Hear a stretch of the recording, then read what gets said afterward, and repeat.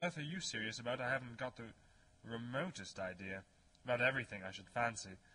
You have such an absolutely trivial nature. Well, the only small satisfaction I have in the whole of this wretched business is that your friend Bunbury is quite exploded.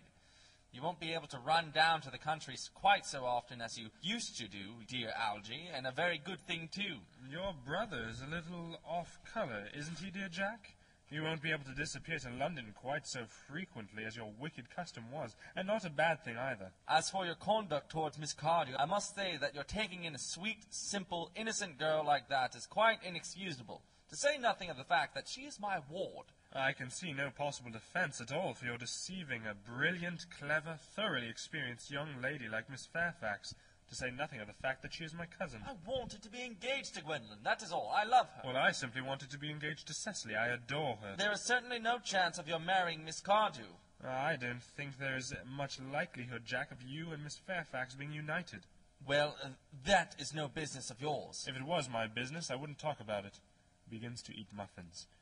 It is very vulgar to talk about one's business. Only people like stockbrokers do that, and then merely at dinner parties. How can you sit there calmly eating muffins when we are in this horrible trouble? I can't make out. You seem to be perfectly heartless. Well, I can't eat muffins in an agitated manner. The butter would probably get on my cuffs. One should always eat muffins quite calmly. It is the only way to eat them. I say it's perfectly heartless you're eating muffins at all, under the circumstances. When I am in trouble, eating is the only thing that consoles me. Indeed, when I am in really great trouble, as anyone who knows me intimately will tell you, I refuse everything except food and drink. At the present moment, I am eating muffins because I am unhappy. Besides, I am particularly fond of muffins. Rising. Well, that is no reason why you should eat them all in that greedy manner. Takes muffins from Algernon. Offering tea cake. I wish you would have tea cake instead.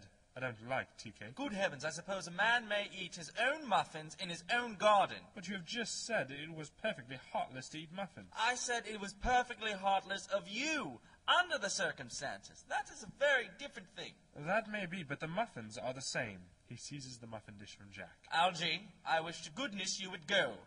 You can't possibly ask me to go without having some dinner. It's absurd.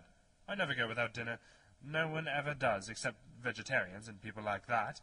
Besides, I have just made arrangements with Dr. Chasuble to be christened at 5:45 under the name of Earnest. My dear fellow, the sooner you give up that nonsense, the better. I made arrangements this morning with Dr. Chasuble to be christened myself at 5:30, and I naturally will take the name of Earnest. Gwendolen would wish it. We can't both be christened Earnest. It's absurd. Besides, I have a perfect right to be christened if I like. There is no evidence at all that I have ever been christened by anybody. I should think it extremely probable I never was, and so does Dr. Chasuble. This is entirely different in your case. You have been christened already. Yes, but I have not been christened for years. Yes, but you have been christened. That is the important thing. Quite so. So I know my constitution can stand it. If you are not quite sure about your ever having been christened, I must say I think it rather dangerous you're venturing on it now. It might make you very unwell. You can hardly have forgotten that someone very closely connected with you was very nearly carried off this week in Paris by a severe chill. Yes, but you said yourself that a severe chill was not hereditary. It used to be, I know, but I dare say it is now. Science is always making wonderful improvements in things.